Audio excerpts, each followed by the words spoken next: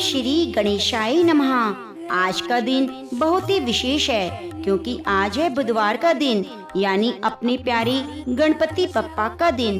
गणेश जी को विघ्नहर्ता कहते हैं। इसका मतलब है कि वे देवता हैं जो हमारे जीवन के हर संकट, हर दुख और हर बाधा को हर लेते हैं। हमारे पुराणों में विशेषकर गणेश पुराण, स्कंद पुराण में बताया गया है, जो भक्त बुधवार के दिन भगवान गणेश की कथा को सुनता है उसके घर में कभी भी दरिद्रता नहीं आती। अगर आपके काम बनते बनते बिगड़ जाते हैं, घर में कलह रहता है, बच्चों की बुद्धि पढ़ाई में नहीं लगती, तो आज की यह कथा आपके लिए है। आज मैं आपको एक ऐसी कथा सुनाने जा रही हूँ जिसके सुनने मात्र से आपके जीवन के पाप कट जाएंगे। बस मन अपने संसार की चिंताओं से हटा लीजिए और कुछ मिनटों के लिए प्रभु के चरणों में सौंप दीजिए। बात उन दिनों की है जब एक बार माता पार्वती और भगवान शिव कैलाश पर्वत पर बैठे हुए थे। माता पार्वती जो जगत जननी है, उनसे अपने बच्चों का दुख देखा नहीं जाता।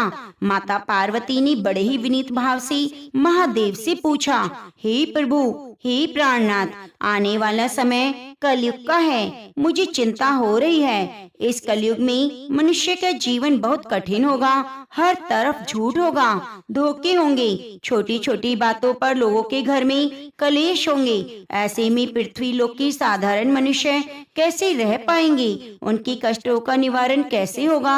भगवान शिव मुस्कुराए, बोले, हे देवी, मैं समझता हूँ तुम्हारी चिंता, लेकिन इस समस्या का समाधान हमारे पुत्र गणेश के पास है। कलयुग में गणेश जी की उपासना ही सबसे जल्दी फल देने वाली होगी। माता पार्वती ने पूछा, तो प्रभु, भक्तों को क्या करना चाहिए? भगवान शिव ने कहा, हे देवी, जो भक्त बुधवार के दिन गणेश जी का ध्यान करेगा, बुधवार व्रत का श्रवण करेगा, उसके जीवन में कभी भी अमंगल नहीं होगा। मैं तुम्हें एक कथा सुनाता हूँ जिससे पता चलेगा कि गणेश जी अपने भक्तों की किस तरह से रक्षा करते हैं। भगवान शिव ने माता पार्वती को जो कथा सुनाई, वही कथा मैं आज आपको सुनाने वाली हूँ। लेकिन कथा में आगे बढ़ने से पहले मेरी आपसे विनती है, कृपया आप कमेंट में एक बार गणपति बप्पा की जय जरूर लिखिए और वीडियो को लाइक करना ना भूलें। भगवान की हाजिरी हमें कथा को सुनने से पहले जरूर लगानी चाहिए, इससे हमें बहुत प्रेरणा मिलती है। एक समय की बात है, एक नगर में बहुत धनवान साहूकार रहता था। उसका विवाह एक सुशील सुंदर कन्या से हुआ।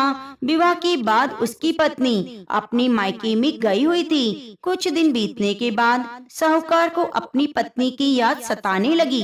वे बुधवार के ही दिन रथ सजाकर अपनी पत्नी को वापस लेने के लिए ससुराल पहुंच गया। ससुराल वालों ने खूब आदर सत्कार किया, लेकिन जब साहूकार ने कहा, मैं आज ही अपनी पत्नी को विदा करा कर ले जाऊंगा, तो ससुराल वाले घबरा गए।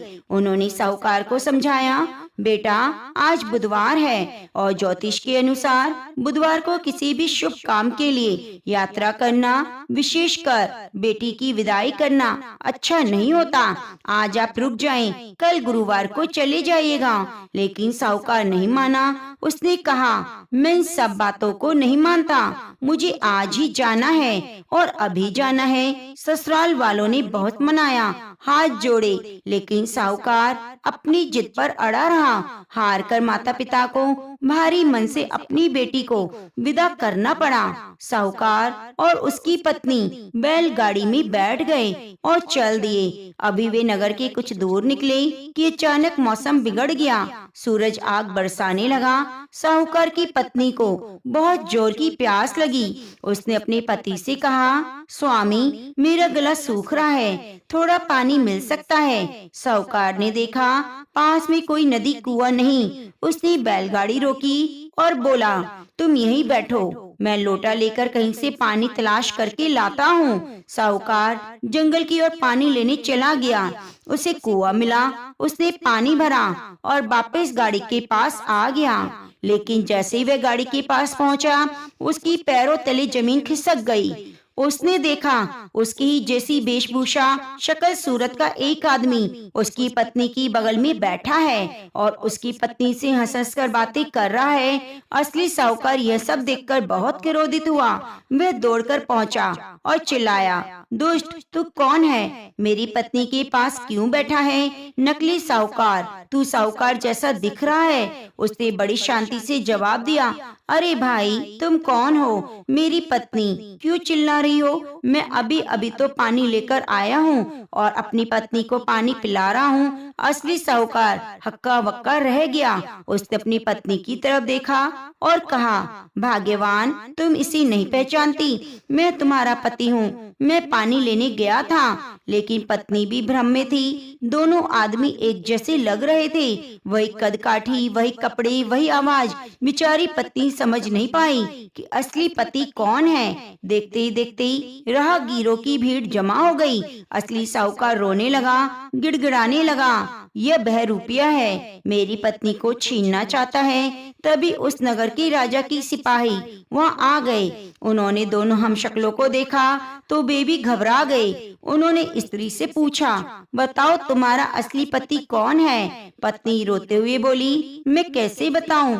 यह दोनों तो बिल्कुल एक जैसे लगते हैं। सिपाहियों ने निर्णय लिया कि असली वाले को छोड़ दिया जाए और नकली वाले को दंड दिया जाए, लेकिन असली कौन है ये कैसे पता चले?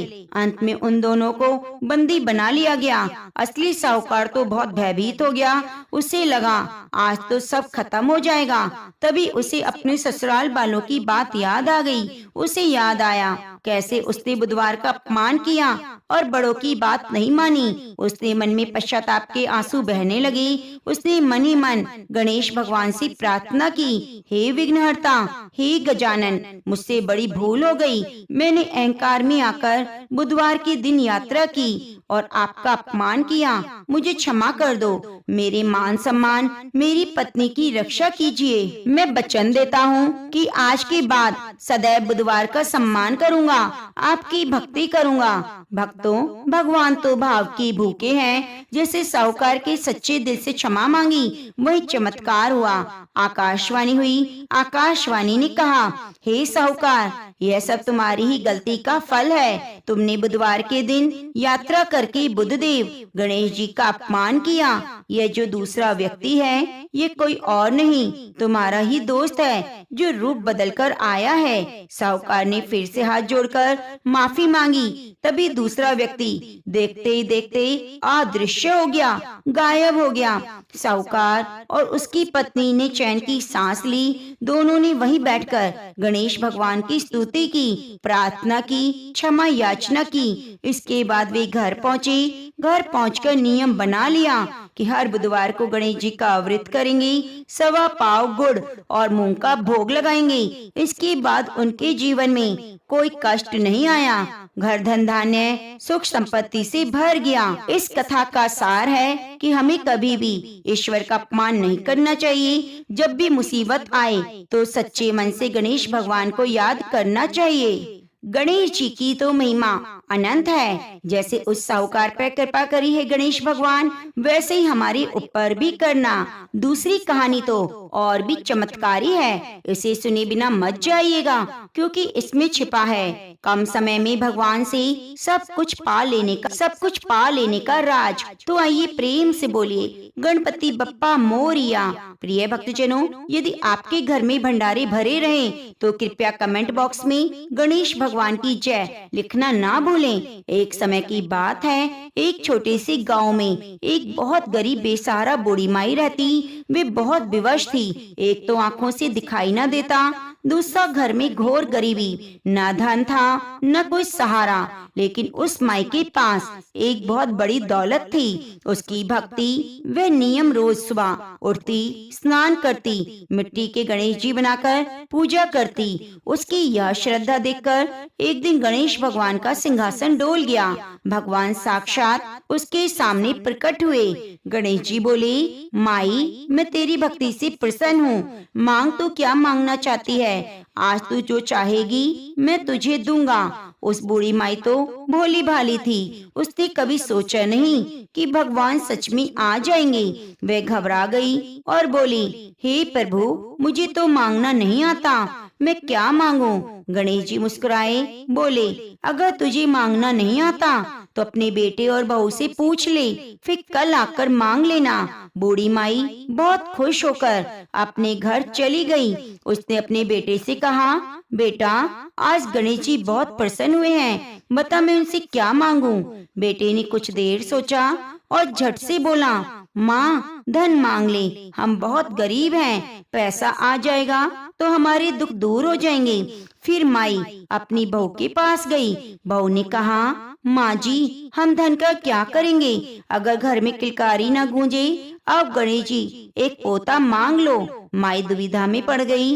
बेटा धन मांग रहा है, बहू पोता मांग रही है। उसने सोचा, चलो पड़ोसन की सलाह लूं। जब उसने पड़ोसन को बताया तो पड़ोसन बोली, अरे माई, तू किस चीज के चक्कर में पड़ रही है? न तू धन मांग, न तू पोता मांग, तेरी आंखें नहीं है, तू अपनी आंखें मांग ले और भगवान से प्रार्थना कर, जिससे तू दुनिया को देख सके।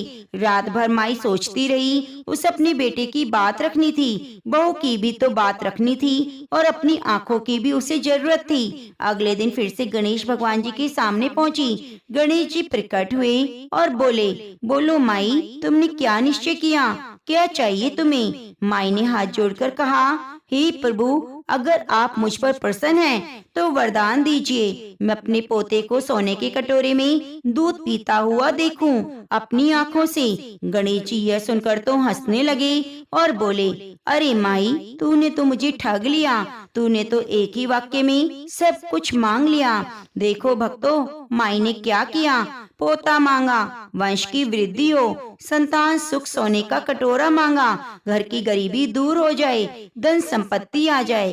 दूध पीता हुआ होना चाहिए, मतलब कि घर में पशु बंधे हों जो दूध देते हों और वे अपनी आंखों से देखे। इस प्रकार से बूढ़ी माई ने अपनी चतुराई से गणेश भगवान से सब कुछ मांग लिया। हे गणेश भगवान, जैसे आपने उस बूढ़ी माई के घर में भंडारे भरे, उसी प्रकार से कथा कहानी कहने वाले, सुनने वाले सभी की मनोकामनाओं को पूरी करना। जो भी गणेश भगवान की शरण लेता है उसे बुद्धि मिलती है और घर में रिद्धि सिद्धि के भंडारे भर जाते हैं। तो प्रिय भक्तजनों, कथा को आगे बढ़ाने से पहले आपसे निवेदन है, कमेंट बॉक्स में एक बार गणेश भगवान की जय जरूर लिखिएगा। बहुत समय पहले की बात है, एक बहन और एक भाई रहते थे। बहन हर रोज अपने भाई का चेहरा देखकर खाना खाती। बहन रोज सुबह जल्दी उठकर घर का सारा काम करके जल्दी से अपने भाई को देखने निकल जाती। रास्ते में पीपल के पेड़ के नीचे गणेश जी की मूर्ति थी, जहाँ वह नित्य हाथ जोड़कर कहती, भगवान, मेरे जैसा अमर सुहाग, अमर पीहर सबको देना। रास्ते में जाते हुए जंगल का कांटा उसके पैर में चुभ जाता। एक दिन बहन ने अपने भाई का चेहरा देखा और बैठ गई। भाभी जी ने उससे पूछा, भाई जी, तुम्हारे पैरों में क्या हुआ है? बहन ने कहा, रास्ते में आते वक्त जंगल का कांटा पैर में चुभ गया।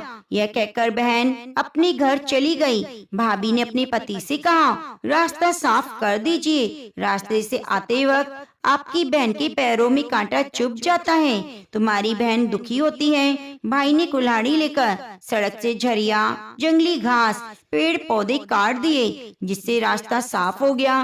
पेड़ों की सफाई के दौरान गणेश जी की मूर्ति अपने स्थान से हट गई, जिससे भगवान क्रोधित हो गए और उसके प्राण हर लिए। अब गांव के लोग अंतिम संस्कार के लिए भाई को ले जाने लगे।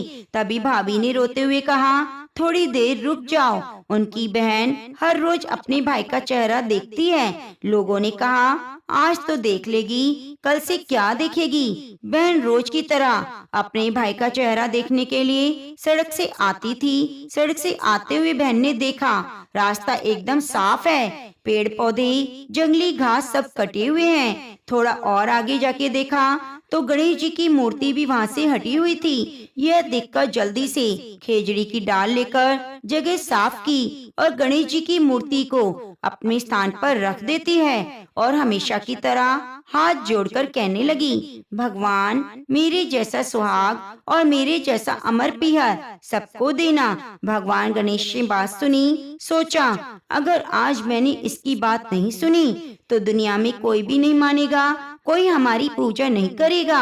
भगवान गणेश कहते हैं, बेटी खेजड़ी के 7 पत्ते ले जाओ, इन्हें कच्चे दूध में मिलाकर अपने भाई के शरीर पर छींटे मार देना, वह उठ जाएगा। जब बहन ने पीछे मुड़कर देखा तो कोई नहीं था। उसने सोचा जैसा सुना वैसा कर लेती हूँ। खेजड़ी के 7 पत्ते लेकर घर गई, देखा लोगों की भीड़ लगी है। उसने घर जाकर देखा भाई का शरीर रखा हुआ था, भाभी रो रही थी। उसे गणेश जी से जैसा सुना था वैसे कच्चे दूध में खेजड़ी के 7 पत्ते मिलाकर अपने भाई के शरीर पर छिड़क दिया। भाई जाग गया। भाई ने उठकर कहा, मुझे बहुत गहरी नींद आई। बहन ने कहा, ऐसी नींद किसी शत्रु को न आए। भाई को सारी घटना बताई। हे गणेश जी महाराज, जैसे अमर सुहाग अमर पीहर उस बहन को दिया, वैसी कथा कहानी कहने वाले सुनने वाले सबको देना। तो प्रेम से बोलिए गणपति बप्पा मोरिया। प्रिय भक्तजनों, क्या आपने कभी सुना है कि गणेश जी को बुद्धि के देवता प्रथम पूज्य क्यों कहा जाता है? तो आइए सुनते हैं इस कथा को। इसके सुनने के बाद आपके बच्चे भी माता पिता का सम्मान करना सीख जाएंगे और आपको ये विश्वास हो जाएगा कि दुनिया में बुद्धि और विवेक से बड़ी कोई ताकत नहीं। बात उस समय की है जब कैलाश पर्वत पर भगवान शिव और माता पार्वती बड़ी आनंद मग्न थे। नंदी भृंगी सभी गण उनकी सेवा में लगे थे। तभी आकाश मार्ग से नारायण नारायण की ध्वनि गूंजी। ये कोई और नहीं बल्कि देवताओं के ऋषि देव ऋषि नारद थे। नारद जी के हाथ में एक बहुत ही अद्भुत चमकीला दिव्य फल था। उस फल से ऐसी सुगंध आ रही थी कि पूरा कैलाश महक उठा। नारद जी ने भगवान शिव को प्रणाम किया और बोले, प्रभु मैं तीनों लोकों का भ्रमण कर रहा था, तभी मुझे यह ज्ञान फल प्राप्त हुआ। यह कोई साधारण फल नहीं, जो भी इस फल को खाएगा उसको ज्ञान और अमरता की प्राप्ति होगी। मैं चाहता हूँ इसे आप ग्रहण करें। भगवान शिव मुस्कुराए, लेकिन इससे पहले वे फल लेते वहाँ खेल रहे थे 2 बालक, भगवान कार्तिकेय और बाल गणेश दौड़कर पास आ गए। बच्चों का स्वभाव तो आप जानते ही हैं। फल की खुशबू और चमक देखकर दोनों मचल गए। कार्तिकेय जी बोले, पिताजी ये फल मैं खाऊंगा। बालक गणेश बोले, नहीं ये मैं फल खाऊंगा। पिताजी ये फल तो मैं ही खाऊंगा, मुझे भूख लगी है। अब माता पार्वती और भगवान भोलेनाथ के सामने धर्म संकट आ गया। फल एक था, खाने वाले 2। अगर कार्तिकेय को दो तो गणेश जी रूठ जाएंगे और गणेश को दो तो कार्तिकेय को बुरा लगेगा।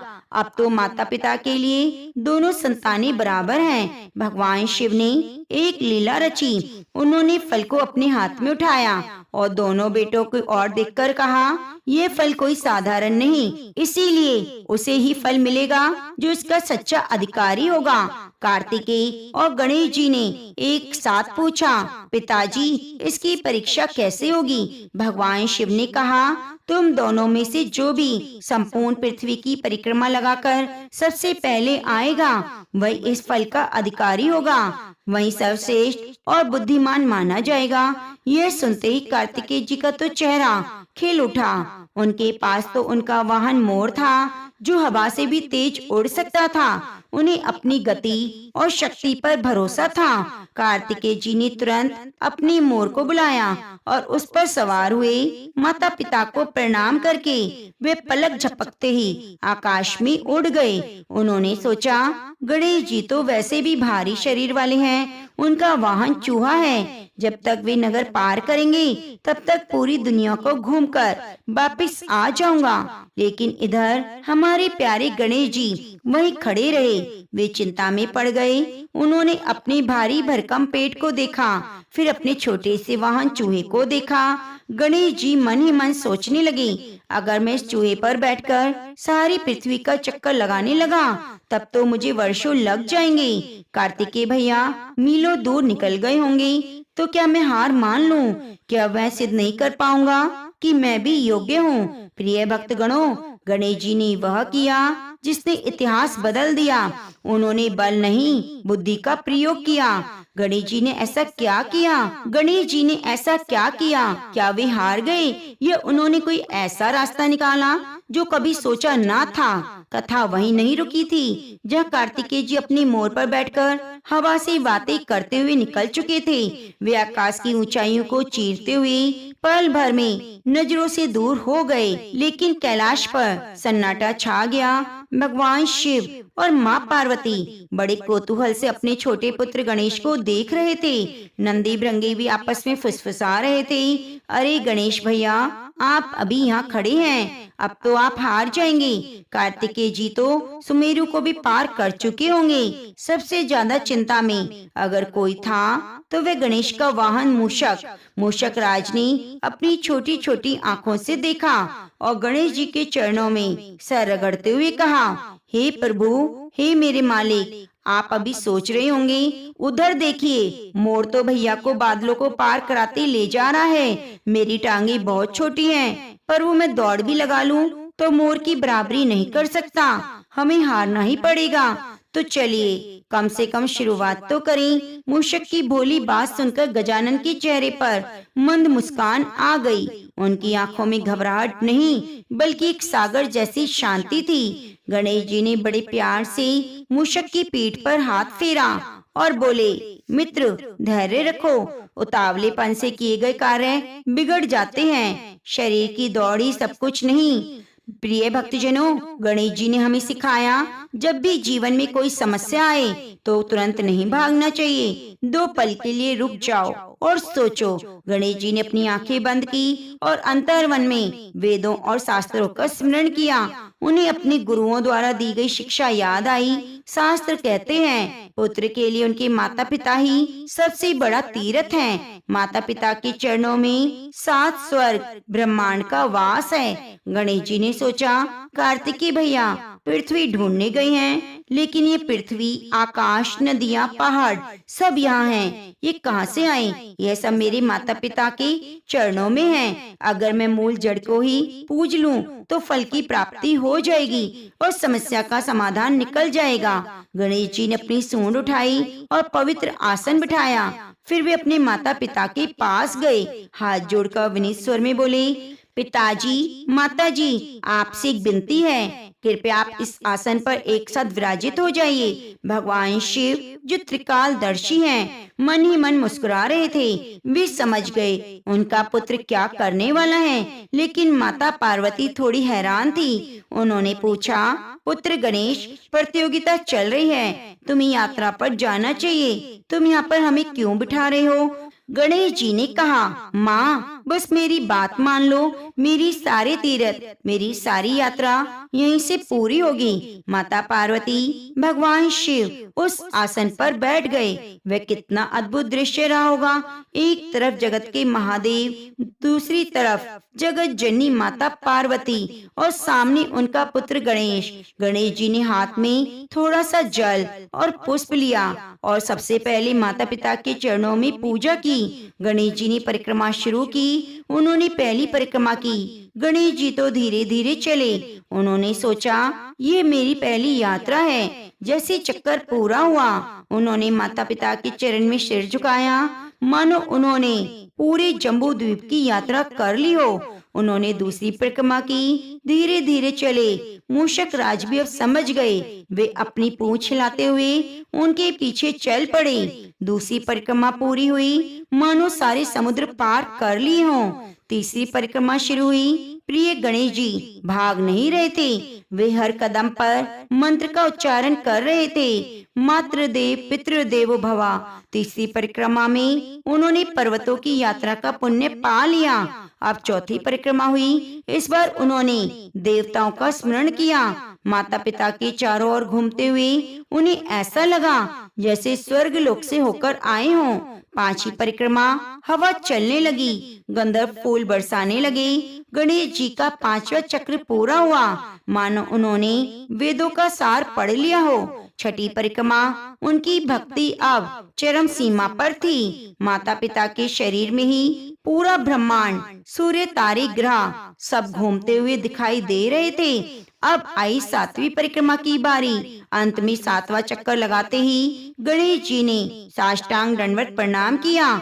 उन्होंने कहा, हे प्रभु, हे जननी, मेरी पृथ्वी की परिक्रमा पूरी हुई। अब जरा दूसरी ओर देखिए। वे दूर आकाश में स्वामी कार्तिकेय पसीनों से लथपथ थे। उनका मोर पूरी ताकत से उड़ रहा था। कार्तिकेय जी सोच रहे थे, मैं गंगा सागर पार कर आया, अब मैं विंध्याचल पार कर रहा हूँ। गणेश जी तो अभी घर से निकले नहीं होंगे, यह फल तो मेरा है। उन्हें नहीं पता था, जिसे बाहर ढूंढ रहे हैं उसे गणेश जी ने घर में ही पा लिया। कार्तिक जी को लगा कि मेहनत में ही सब कुछ है, जबकि गणेश जी ने सिद्ध किया कि सही दिशा में की गई मेहनत ही फल देती है। 7 परिक्रमा पूरी करके गणेश जी खड़े हो गए और बड़े अधिकार से बोले, पिताजी, मैंने 7 बार पृथ्वी की परिक्रमा की, कृपया आप मुझे फल प्रदान कीजिए। माता पार्वती ने हंसते हुए कहा, हे गणेश, तू ही हमारे पास घूमता रहा, तूने पृथ्वी की परिक्रमा कब की? गणेश जी ने उत्तर दिया, आज के कलयुग में इंसानों के लिए एक बहुत बड़ा सबक है। गणेश जी ने उत्तर दिया, माँ, क्या वेद झूठ बोलते हैं? शास्त्रों में लिखा है, माता पिता के चरणों में ही सारा ब्रह्मांड है। मैंने आपकी 7 परिक्रमा की, इसका अर्थ है मैंने 7 दीपों के साथ पूरी पृथ्वी की परिक्रमा कर ली। अगर आप कहते हैं मैंने परिक्रमा नहीं की, तो इसका मतलब है कि वेद झूठ बोलते हैं, आपकी महिमा झूठी है। गणेश जी का तर्क सुनकर सभी देवता, ऋषि, मुनि, गंधर्व हैरान रह गए। देव ऋषि नारद जी अपनी बीणा बजाना भूल गए। इसका सटीक तर्क, इतनी गहरी भक्ति, भगवान शिव गदगद हो गए। उन्होंने गणेश जी को गले लगाया और बोले, पुत्र, तेरी बुद्धि अतुलनीय है, तूने सत्य कहा। जो व्यक्ति माता पिता की सेवा करता है, उसे किसी तीर्थ पर जाने की आवश्यकता नहीं। तूने न केवल परिक्रमा की, बल्कि तूने धर्म का मर्म भी जान लिया।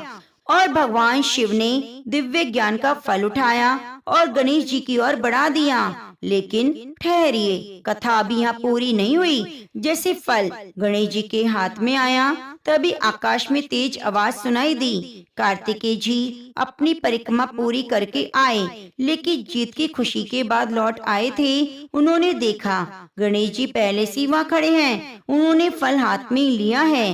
कार्तिकेय जी का चेहरा गुस्से से लाल हो गया। उन्हें लगा उनके साथ धोखा हुआ है। ये कैसे संभव? ये मोटा गणेश पहले कैसे आ सकता है? तो इसने कोई यात्रा तो की नहीं, अब क्या होगा? एक तरफ शांत मुस्कुराते हुए गणेश जी, जिनके हाथ में चमकता ज्ञान का फल था, दूसरी तरफ पसीने से लथपथ, क्रोध में भरे हुए स्वामी कार्तिकेय जी ने अपनी मोर से उतरते ही भारी आवाज में पूछा, पिताजी, ये सब क्या हो रहा है? मैंने अपनी आंखों से देखा, गणेश यहीं पर बैठा था, एक कदम भी बाहर नहीं रखा। मैंने नदियाँ, पहाड़, जंगलों को पार किया, मैंने पूरी पृथ्वी का चक्कर लगाया, फिर ये फल गणेश के हाथ में क्यों? क्या मेरी मेहनत का कोई मोल नहीं? यह प्रश्न सुनकर सन्नाटा छा गया। माता पार्वती की ममता डोल गई। उन्हें लगा कहीं भाइयों में बैर न हो जाए। तब भगवान शिव ने इशारे पर देव ऋषि नारद को आगे किया। नारद जी ने कार्तिकेय को समझाया, हे कुमार, शांत हो जाओ, इसमें संदेह नहीं, तुमने परिश्रम किया, आपने पदार्थ की परिक्रमा की, आपने भौतिक पृथ्वी को नापा, लेकिन आपके छोटे भाई गणेश ने तत्व को नापा। कार्तिकेय जी ने आश्चर्य से पूछा, मैं समझ नहीं पाया। देव ऋषि नारद ने कहा, कुमार, ये संपूर्ण सृष्टि शिव और शक्ति से उत्पन्न हुई है। गणेश जी ने माता पिता की परिक्रमा करके सिद्ध किया कि मूल को सींचने से ही पूरा वृक्ष हरा रहता है। उसने माता पिता को प्रसन्न कर लिया और तीनों लोगों को जीत लिया। गणेश ने बल से नहीं, बुद्धि से काम लिया और यह फल ज्ञान का फल है, इसलिए जो बुद्धिमान है वही इसका अधिकारी है। नारद जी की बात सुनकर कार्तिकेय का क्रोध शांत हो गया। उन्होंने मुड़कर अपने माता पिता को देखा। शिव पार्वती की आंखों में दोनों पुत्रों के लिए समान प्रेम था। फिर उन्होंने गणेश को देखा। गणेश जी आगे बढ़े और वह ज्ञान का फल उन्होंने कार्तिकेय की ओर बढ़ाया। गणेश जी बोले, भैया आप मुझसे बड़े हैं, आप ज्यादा बलशाली हैं, आपने बहुत कष्ट उठाया, आप ये फल ग्रहण करें, मुझे नहीं चाहिए, मुझे तो बस माता पिता के चरणों की धूल चाहिए। गणेश जी का यह त्याग और प्रेम देखकर कार्तिकेय की आंखों में आंसू आ गए। सारा अहंकार आंसुओं में बह गया। उन्होंने गणेश जी को गले लगाया। कार्तिकेय बोले, नहीं गणेश, तुम सच्चे अधिकारी हो, मैं तो केवल दुनिया को नाप रहा था, तुमने पूरी दुनिया बनाने वाले को ही संसार मान लिया। तुम्हारी बुद्धि, तुम्हारी भक्ति ही सबसे ऊपर है। यह दृश्य देखकर भगवान शिव अति प्रसन्न हुए। उन्होंने घोषणा की, गणेश, आज तुमने अपनी बुद्धि और मातृ पितृ भक्ति से सबको चकित कर दिया, इसलिए मैं तुम्हें वरदान देता हूँ, आज से तुम प्रथम पूजनीय कहलाओगे। संसार में कोई भी शुभ कार्य होगा, जब तक तुम्हारी पूजा पहले नहीं की जाएगी, यह पूजा अधूरी मानी जाएगी। चाहे विवाह हो, चाहे गृह प्रवेश, चाहे कोई नया व्यापार शुरू किया जाए, क्योंकि तुमने अपनी बुद्धि से यह विजय पाई है, इसलिए हर सप्ताह के बुधवार को तुम्हारी पूजा जरूर की जाएगी। बुधवार के दिन तुम्हारी कथा को जो भी सुनेगा, उसकी बुद्धि कभी भी भ्रमित नहीं होगी। घर में धन लक्ष्मी के भंडारे भरेंगे और उनके सभी कार्य अपने आप ही बनते चले जाएंगे। तो प्रेम से बोलिए, गणेश गजानन की जय।